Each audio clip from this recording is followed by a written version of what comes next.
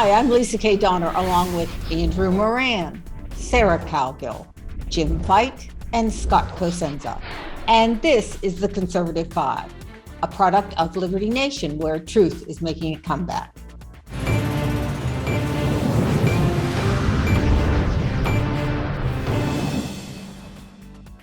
Back in the 1960s, Chubby Checker had the teenagers going crazy dancing to his classic, the Limbo rock.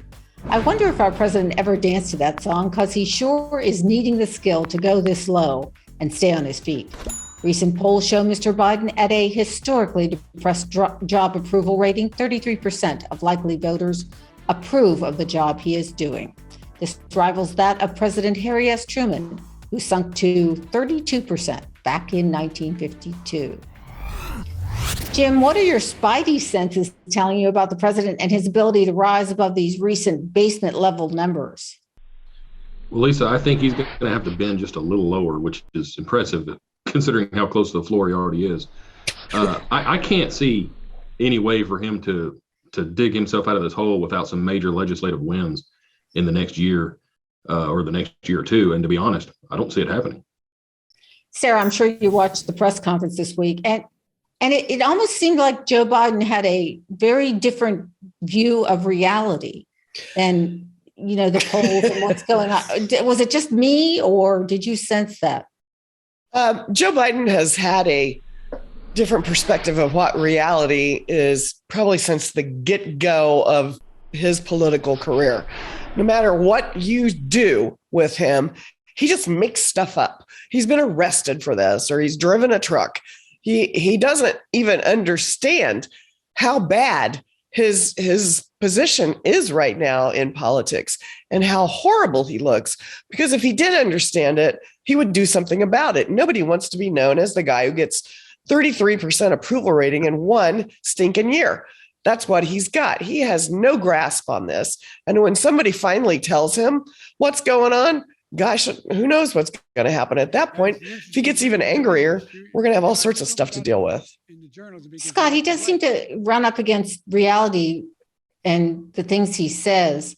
Do you think it's a situation of, mental cognitive problems, or he really has, going all the way back, has an issue with the truth? Oh, well, certainly both, I think, are at play. We know that he has issues with the truth. He's been a proven liar many times in his career through the total stealing of speeches and ideas that he claims are his own. And the aneurysms and the brain surgeries haven't done anything on the sort of medical side of those things. So I don't think that he probably had much time to dance the Chubby Checker because of his arrests in furtherance of the civil rights movement at the time those songs were released. But I'm eager to hear more about his Walter Mitty fantasies of a life he didn't live going forward. His memoirs are going to be brilliantly comical. Profiles in courage, right? Yes. All right, that's my joke for the day. Andrew, do you feel like there is going to be some economic backlash let me put it this way. Do you think that if he straightens things out with inflation and gas prices, et cetera, we could be looking at, not such a big problem in the midterms and maybe an easier glide for the Democrats in 2024? Well, the problem with the Biden economy is that all his policies are not based in reality. As I guess that's the theme of the segment. He makes up all these things. It's oil, it's gasoline stations fall for higher gas prices. It's the supermarket's problem why grocery prices are so high. It's all of these things, and the consumers don't buy it. I mean, the consumers don't expect any relief anytime soon. If you look at the recent the Federal Reserve Bank of New York's survey of consumer expectations report, it showed that consumers think inflation is going to remain elevated at 6% over the next year.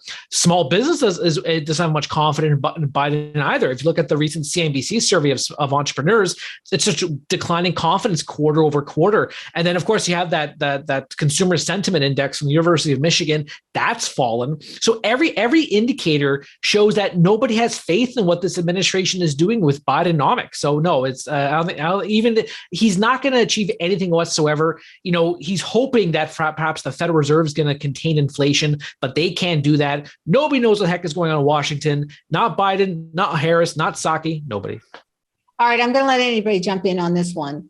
I mean, do you see a path to an approval rating recovery for Biden? And if so, how could that happen? I've got the answer for you, Lisa. The Republicans get a massive win in the upcoming congressional elections. And just like so many politicians often do, instead of seeing that as a rejection of the extreme measures on the Biden front, they're going to see that as an endorsement of their most extreme policies, which most Americans don't want either. And by the time it comes 3 years hence for his reelection campaign, a number of people will be sufficiently disgusted with what the Republicans have then done for 2 years that it will accrue to Biden's benefit. Timestamp it, put it in the books. I'm telling you right now, that's what's going to happen. Hey, but I got to add a little caveat to that. The only way that will really work is if Biden keeps his mouth shut for 3 years. Okay. That was Obama's advice, right? He's going against it with this press conference, and you can see why Obama gave the advice, which is stay in the basement and shut up.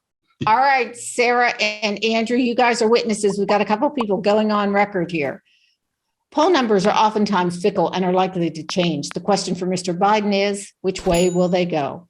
Thanks for tuning in today. And for more information on the topic, please go to libertynation.com, where there's a library of material at your fingertips. Thanks, panel.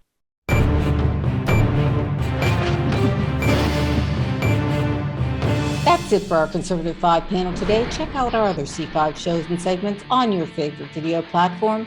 YouTube, Vimeo, Rumble, we're on them all. As well, Liberty Nation has its own Roku channel where you can see all of our TV productions. Thanks so much for tuning in and to subscribing to the MemberZone. Special thanks to our fantastic editor and post coordinator, Frank Diorio, and our executive producer, Sarah Calgo. I'm Lisa K. Donner, editor-in-chief. Thanks for joining us today. This has been a production of LibertyNation.com, where truth is making a comeback.